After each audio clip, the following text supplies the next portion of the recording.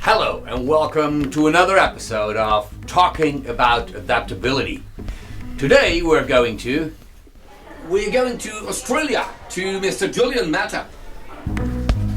Sounds great. Let's go.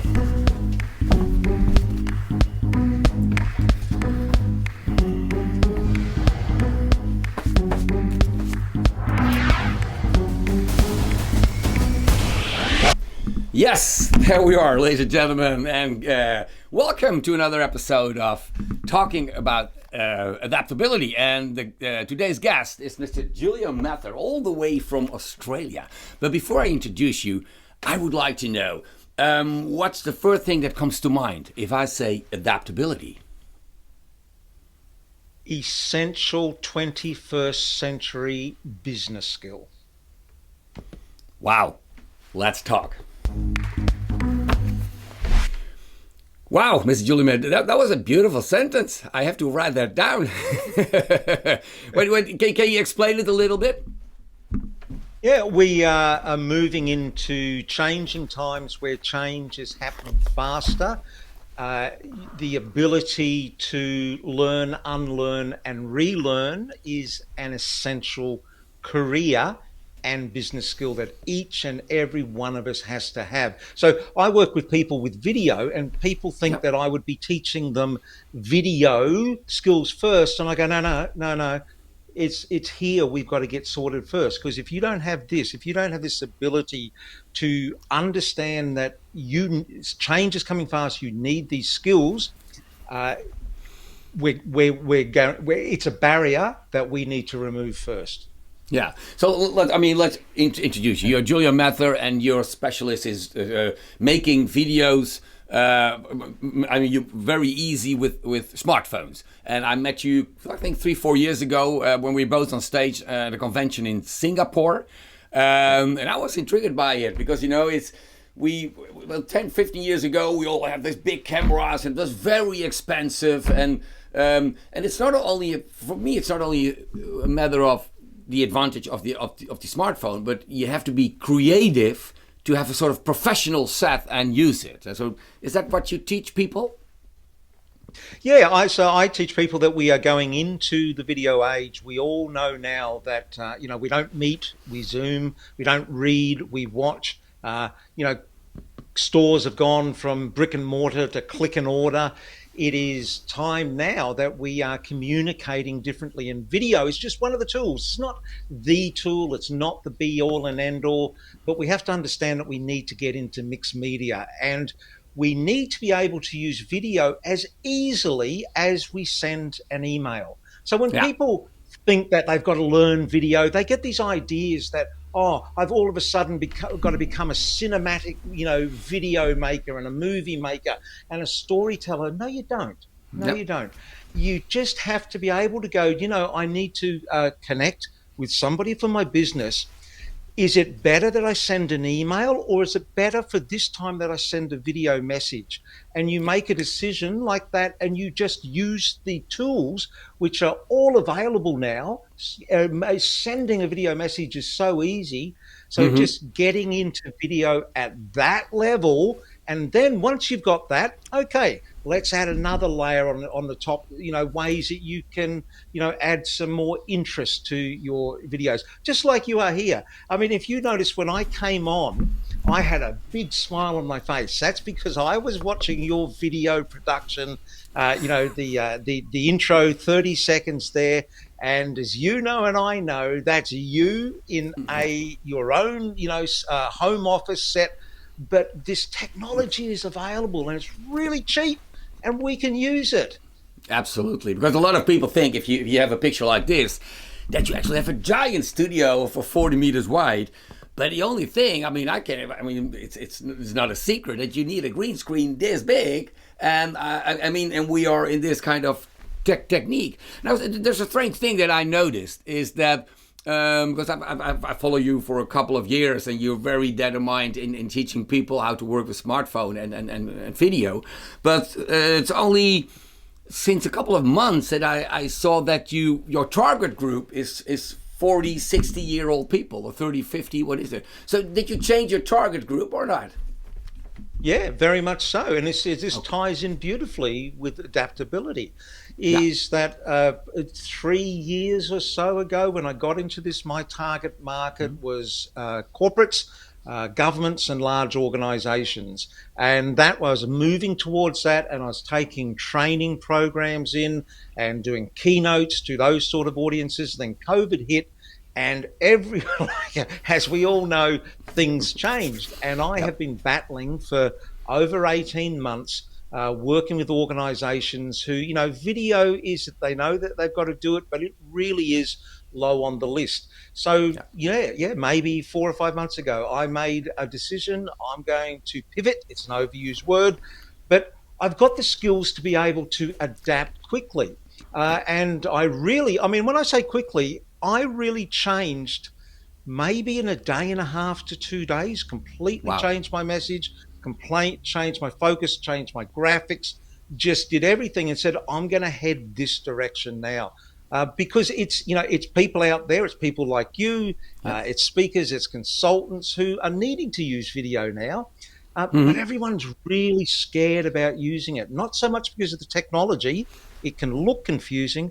It's because they're worried they're going to go on and it's going to damage their hard earned status. Because Yeah. as much as people say that they're good on video, they're not really. Why? Because we don't do it. Yeah. And no one wants to be a beginner. No one wants to get on and make a simple video to start because it won't look quite professional. So they keep putting it off. And the longer they put it off, the harder it becomes. Oh yeah, absolutely. But for me, it's also interesting. Let's go back to the day you took the decision to do it differently, because I mean, what I believe is that the moment you take that decision, well, things will flow. You will find your way. But for me, and this program is also very interesting. You must have thought about it for a couple of weeks or maybe longer. So what was it that was finally the decision? It was that day, because it could be 1 week before that or 1 week after that. So you had a lot of days and weeks, and I don't know why, and COVID and my trip and my target group, and you see all the youngsters with videos on the street. They say, well, that's not my target group. So what was it that you thought, it's now? So part of this is this ability to learn, unlearn, and relearn. It's all about having the skills to change. And what you've just hit on is almost the key starting point. And that is, I used to think this, and I was wrong. And I know a lot of people think this, and I think it's wrong. Is that when it's coming up to change, you think change is a process. Like I always did. I thought it was, if I wanted to change, I just start and I'll just keep moving and eventually I'll go from here to over there. But change is not a process. Change is a decision. And once you've made decisions, it's then that everything starts to happen and falls into place. And quite often, big decisions I've made, because I've had a lot of career reinventions in my life. And I know every moment I actually made the decision, because quite often it's very emotional. I mean, I Yeah. remember, I came out of 25 years in television. I was at the top of my game and I decided to walk away and do something different. And I know the moment, like this had been leading up to years, but the moment it happened, I was sitting on my kitchen bench and I burst out crying. Wow. And I just knew that is and it was almost like a release. It was almost like I was mourning, like this former Hmm. self that was now, I was saying, was going to be dead and I was going to move on. But once you make these decisions, then everything like just opens up. It's almost like a pathway Yeah. opens up in front of you, and you go, "Well, I know where I'm going now. I've just got to Yeah. keep taking the steps."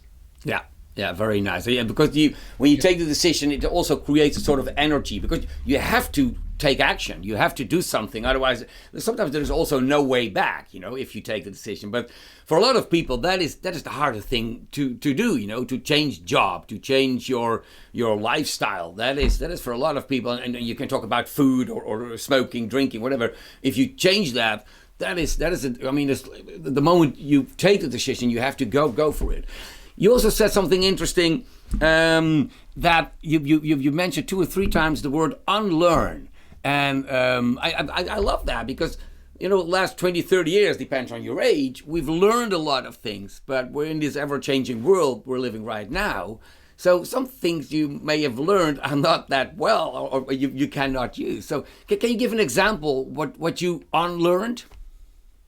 Yeah, well, so just to expand upon what you're saying there, is that they say, and when I say they, and I got to find out who this is so I can credit it, but there's a general idea about the half-life of knowledge, of technical knowledge, is now about 5 years. So what you learn technologically now, expect half of it to be irrelevant, and you're going to have to relearn new stuff in its place.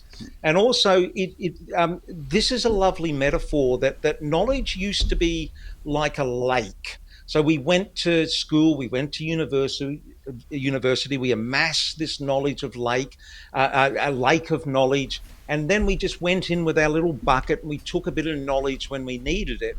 But now knowledge is like a river, that it's constantly flowing down, constantly changing, and you can't store it. And in fact, there's no need to store it. So this, you just go on Google to find it. So this ability to unlearn what you've learned. So what have I unlearned? Just trying to think of recently. Okay, just in Mac on Keynote, which is a program, it's like a PowerPoint on Mac. There was a lot of ways that I was doing things, and I was, that's really actually quite slow. I wonder if there's a better way. What do? Go onto Google. And I found I've spent maybe about a week and a half finding out better, faster, newer ways to use Keynote. So a really worthwhile investment of time, because I know that I'm going to be using it a whole heap, and it's going to save me a whole lot over the next coming years. Yeah, it's nice you say that, because I mean, what I have right now, the equipment and then the studio setting, and some people ask me, how do you do it? Well, I didn't know 2 years ago. I didn't even know it was possible. But then, like you said, there's always a guy. They say there's always a guy in a T-shirt who explains everything. So if you Google how can I do this, that will pop up. And I say a guy because most of the time it's guys who do technical stuff.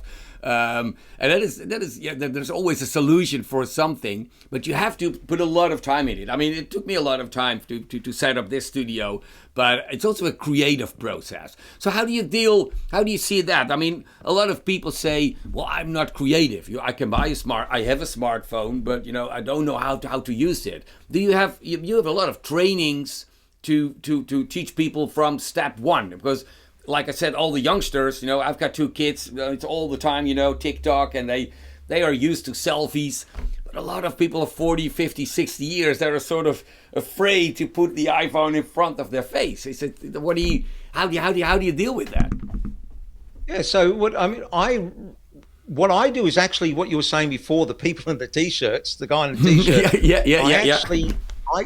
So what I do is I take the guesswork out of this for people, because what happens is, if you're a professional and you've decided or been told that you need to get into video, you go online and you search, and it's overwhelming. It's so confusing. There's so many different conflicting viewpoints. So when I work with people, is I take that guesswork out of them, and quite often I will direct them to these people who have made these videos or have got these YouTube channels about a particular piece of technology, because it changes so fast. I actually don't go in and make a whole heap of technical videos, because quite often I go, no, just go and look at that video. That's what you need now. So a lot of this is just taking the fear and the uncertainty out of it for people, because if you take a 40 to 60-year-old and you actually show them you can set up a system quite efficiently. Once you've got that system, stop looking at other shiny objects. Just use what you've got now. And now what we're going to do is we're going to put you in front of the camera. Because I can tell you, after working with literally thousands of people, that the number one thing that people procrastinate on is getting in front of the camera. And they will make every excuse under the sun. Oh, I need another piece of equipment. Once I've got that light, once I've got this, I'll be right. And I go, no, you need that. And then so it's about using low risk strategies to get people to send these simple video messages to start with. And the thing is, Tom, is that once people realize that they don't get criticized for doing it, You're that's right. the thing. Because everyone thinks you're going to put this out there and the world is going to come back and laugh at you. And the reality is actually getting someone to watch your video is way harder than actually dealing with any criticism that might come back from it. Yeah, I mean, the question just pops up. I mean, I've been on stage for 26 years. I've seen you on stage, and we sort of naturals because we've done it so much. We were trained. I mean, the first time I was scared, of course. But why is it, do you think, that people don't like to see themselves or especially hear themselves? That's even worse. People may watch themselves on a video, but if people hear their own voice, they put it out, shut up. Do you know why that is? It has to be research in that area? Yeah, very much so. But I want to clear something up before we go further. You were saying that, I seem like a natural doing this. I've learnt this as a skill. So to put this into context, I started my life as a stutterer. So when I was in my earliest memories were going to speech therapy lessons, and I stuttered in my youth, into my teens, into my 20s, and into my early 30s, until I said enough was enough and I wanted to make some changes. Mm-hmm. And I also spent most of my career behind the camera, in awe and actually feeling intimidated by people, professionals who were in front of the camera. And I just looked at it, and it was a process of learning everything I've got to get to this stage. And I am very comfortable in front of a camera now. I am very comfortable on stage. But it was all skills that I've learned. And I want people to understand that, because I know every fear, every worry, every concern, every anxiety you are facing when you're sitting there and going, yeah, but I don't like being in front of a camera. I don't like talking in front of a group of people. It's natural. So now to get back to the question of why we don't like particularly how we sound on stage, the sound of our own voice, is because from the moment we're born, we hear ourselves two ways. We hear ourselves convectively and conductively. So convectively is when I speak and the voice comes out of my mouth, that bounces around the floor and the ceiling and comes back into my ears. So think of it like a convection oven. Yeah. The heat goes through the air, the sound goes through the air. The other way is conductively. And that's when the sound comes out of my voice box through the bones in my jaw to the bones in my ears. And all through our life, we hear a mix. It's like a sound mix of these two things. However, they're quite different. And I want anyone out there, and you can do it, Tom, as well. We can all do this together. I want you to take your hands, place them over your ears, and press firmly. And together, and anyone out there, count to 5. Here we go. 1, 2, 3, 4, 5. 5. Yeah. Now, did you hear that was a deeper, bassier, more resonant sound? Way so that's more the deeper. Conductive, very much deeper. Yeah. Now, that's the conductive sound. When you listen to yourself back on video, that's not there. So you're only listening to the conductive sound, and it sounds thin, and it's unusual, and it's tinny, and it sounds nasally, and you just think, oh, I've got the worst stuff. But, and this is a big but. Think about it. That's how everybody else hears you. You're the only person in the world who can hear yourself with conductive sound as well. Wow. So all your life, when you've walked into a room and started talking or said hello to your people at work, have people gone, oh no, Tom, stop talking. That's stop. Well, speaking is my profession, so I hope not. No, people don't say that to us because that's how they hear us. So we don't like, when we hear ourselves on video, it's not familiar, and the familiarity principle kicks in. We don't like things that we're not familiar with. It's that simple. Absolutely. And so and also confirmation bias kicks in. So if we've told ourselves we're no good on video, we listen to ourselves and go, oh, see, I've got a horrible voice. I told you, and you confirm that bias that you've already got around yourself. So that's just one of the reasons.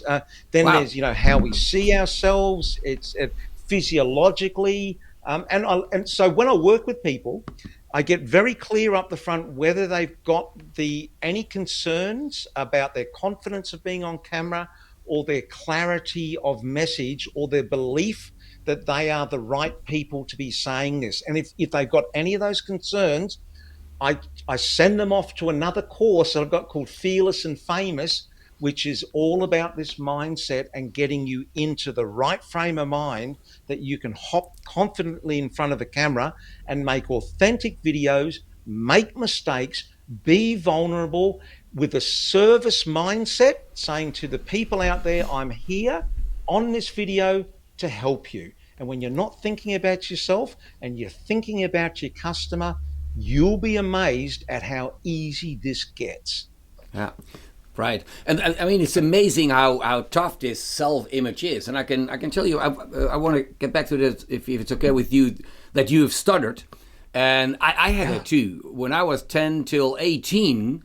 I stuttered, but I don't want to mock people who stutter right now, because I'm a professional speaker, and sometimes I stutter. But what I did when I started when I was young is when I stuttered, I act confident, because you can start and then you can look like I don't know, and people fill in, and that's the worst thing that can happen for somebody who stutters. Please always let them try to make their point or say the word.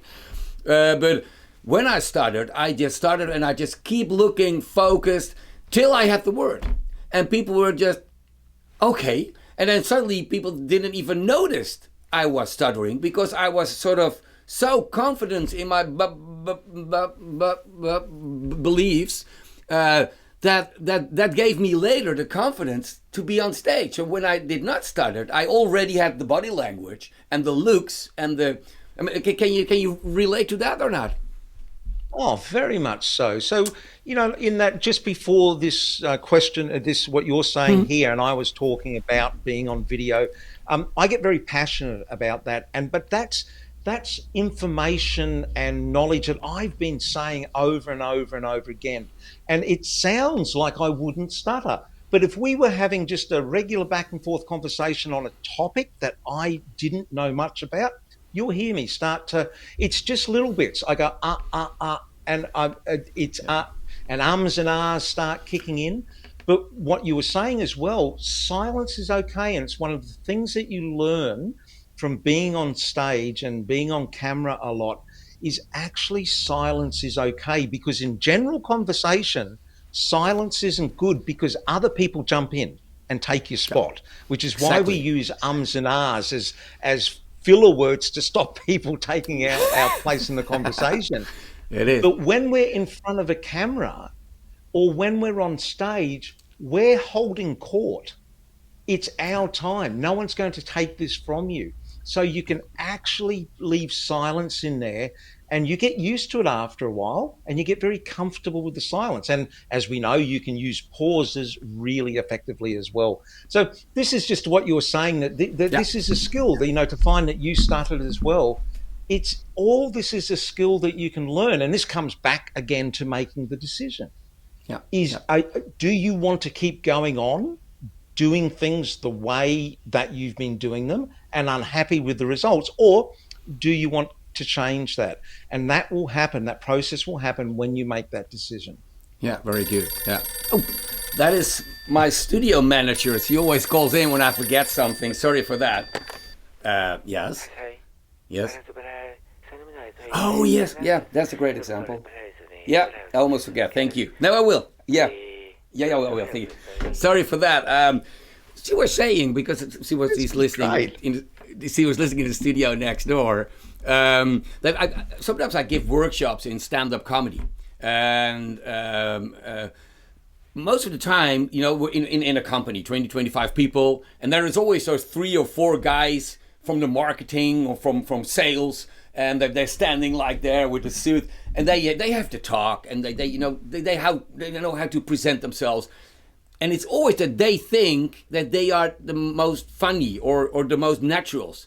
And I can say now, after 26 years of stand-up comedy and teaching people, that the most funny people, the most genuine people, the most people who are real on stage were people from bookkeeping who've never been in front of an audience, and they just stand there being themselves. And I sort of in 1-2 hours I trained them to believe in it. That's going to be okay. And it's amazing what those people can do with 3-4 sentences.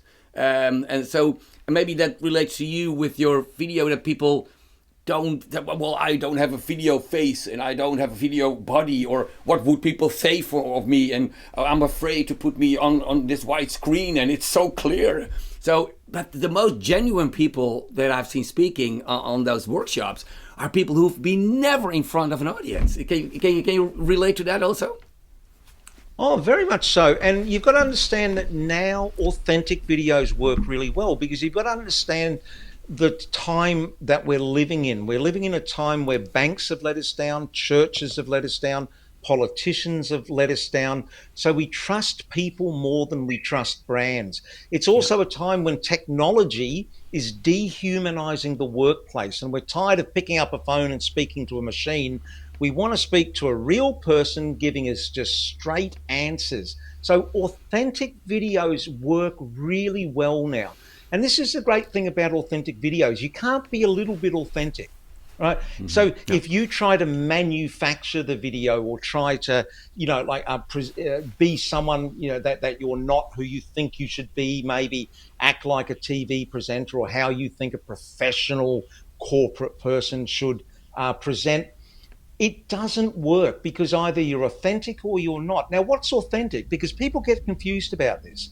Yeah. They go, oh, does authentic mean that, that if I'm feeling really down that day, I get on camera and I get all mopey, or if I'm really angry, I be angry? That's not authentic. No. Because that's not professional either. What authentic is it means if you meet me in the street, you will say, oh my goodness, you're exactly like you are when you're on video. And this is right. If you talk to me, and you've met me, this is how I am. I know. I go, this is you. but you don't have to be like me. You don't have to be like Tom. You have to be just like you are. And if you go in, this is where the service mindset comes in.